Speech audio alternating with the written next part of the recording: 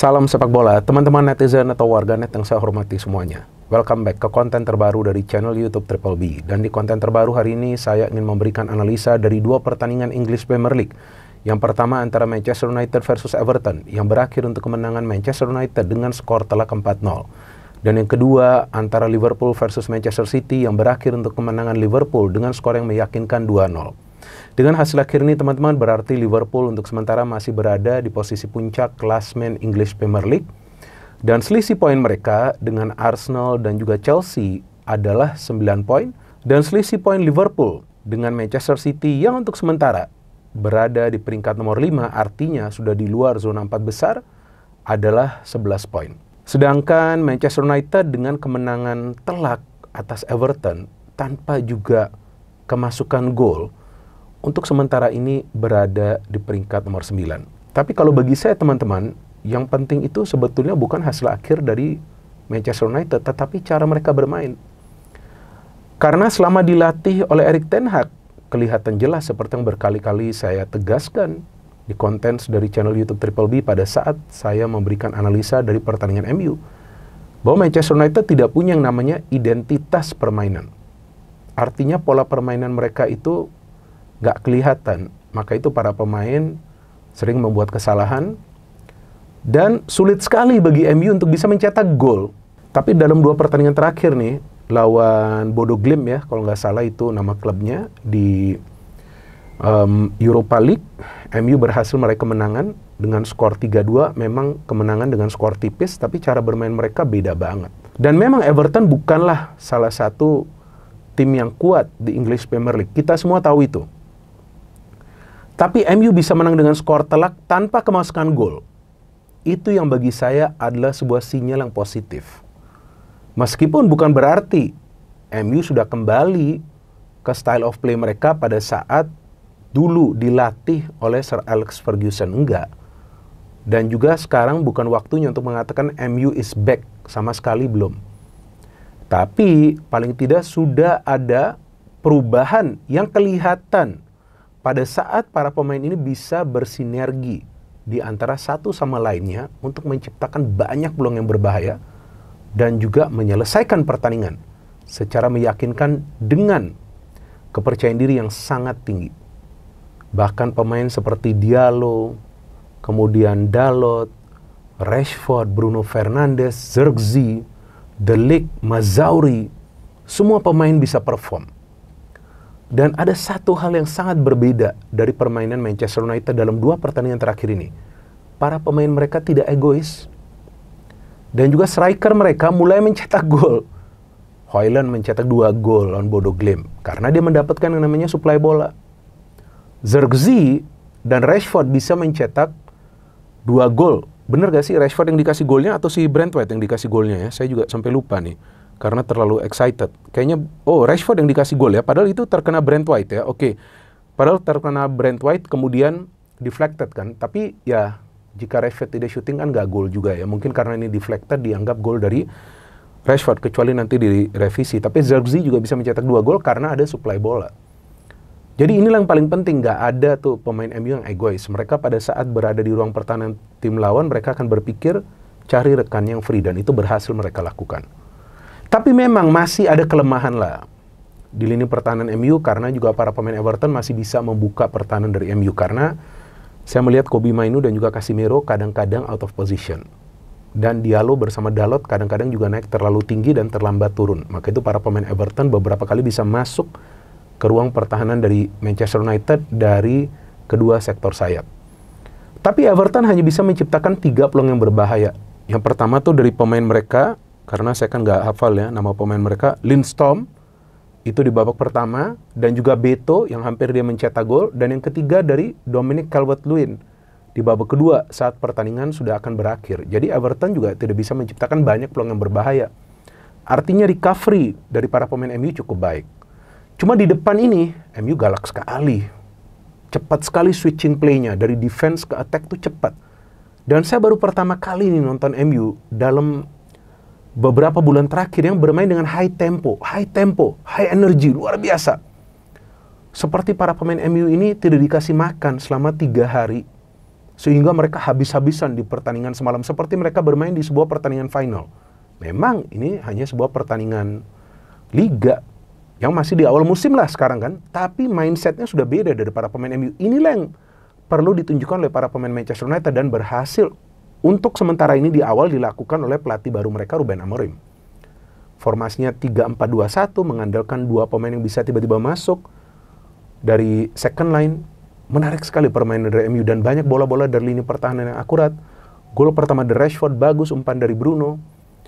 Kemudian gol dari Zirkzee karena memang ada pressing dari Diallo sehingga ada pemain dari Everton itu salah, Brent White juga kalau nggak salah. Kemudian Bruno dapat bola bisa saja dia shooting, dia mau berikan ke Zirkzee. Enak kan nonton permainan MU seperti itu. Babak kedua tetap ngegas, mereka press terus.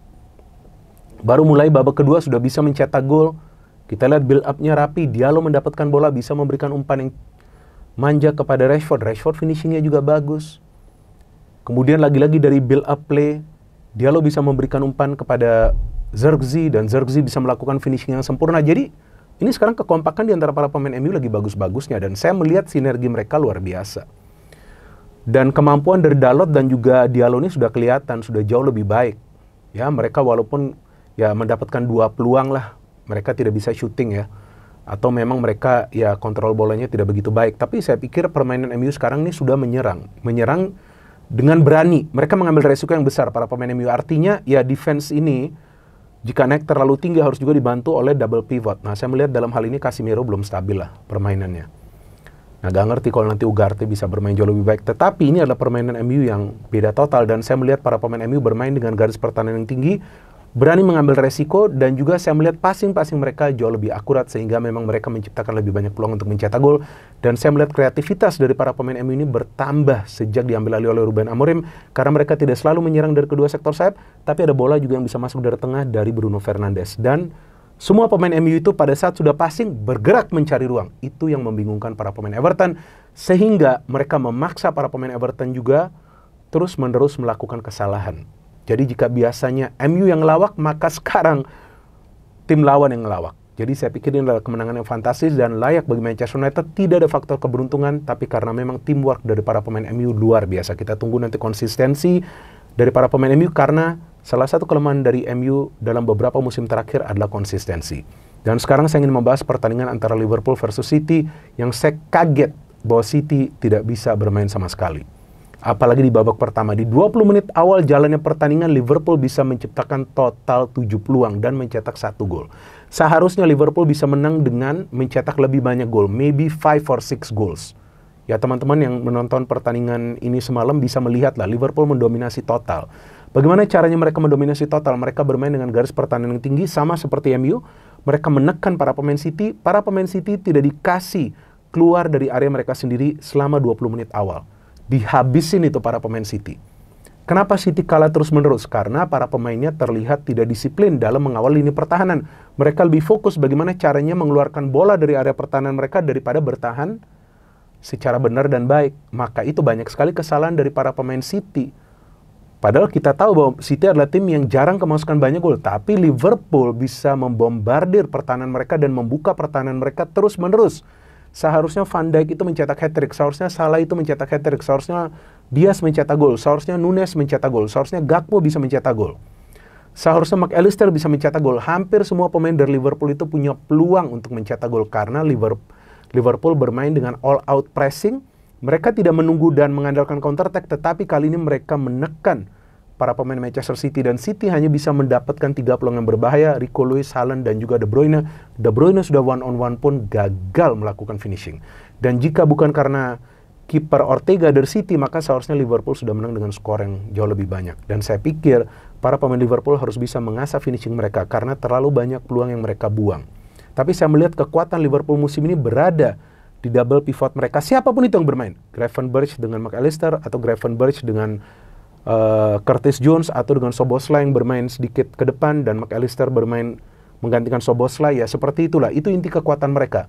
Yang di depan itu tinggal menjalankan peran mereka pada saat mendapatkan bola, tapi mesinnya itu berada di double pivot ini. Double pivot ini pada saat sudah naik ke tengah, mereka bisa mengunci para pemain tim lawan. Dan kita lihat berkali-kali para pemain City itu melakukan kesalahan yang jarang mereka lakukan. Kyle Walker saja bisa salah sehingga Diaz di foul, kemudian Salah bisa mencetak gol dari penalti. Sebelumnya kan dia miss lawan Madrid.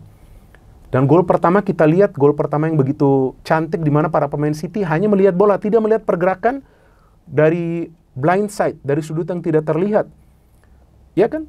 Yang Gakpo mencetak gol. Gak ada yang mengawal Gakpo. Begitu enak itu umpan dari Salah, kemudian dia langsung bisa, ya istilahnya diguyur saja itu bola kan, langsung mencetak gol. Dan City bertahan pun nggak bisa, mau keluar dari pressure pun nggak bisa. Silva sekali juga melakukan kesalahan itu, yang hampir tuh Salah mencetak gol. Jadi ya saya melihat ini bukan soal sistem dari Pep yang nggak jalan, tapi memang terlihat para pemain pun dalam performance mereka nih dalam beberapa pertandingan terakhir lagi down. Nah nggak ngerti apakah memang sekarang mereka tidak lagi termotivasi, tapi seharusnya sebagai seorang pemain nggak bisa dong yang namanya cepat puas. Karena kan ya City sebagai juara bertahan, ya mungkin nggak menjadi juara lagi, tapi masa sih mainnya sampai berantakan seperti itu kan. Jadi ya ini bukan karena soal Rodri absen saja, dan Kovacic juga tidak bisa bermain, tapi memang para pemain City banyak sekali melakukan kesalahan. Dan juga terlihat mereka tidak punya yang namanya fokus. Nggak ada sinergi di antara para pemain City, maka itu layak mereka kalah dengan skor 2-0. Mungkin mereka seharusnya kalah dengan skor yang jauh lebih banyak. Dan banyak yang menanyakan apakah Pep akan dipecat? Saya pikir tidak, belum saatnya sekarang. Karena ini kita masih di awal musim, dan belum tentu juga Liverpool yang akan menjadi juara, walaupun peluang mereka besar. Tapi sekarang ini baru di Desember, nanti nih, di Desember nih sampai ke Februari, itu yang menentukan.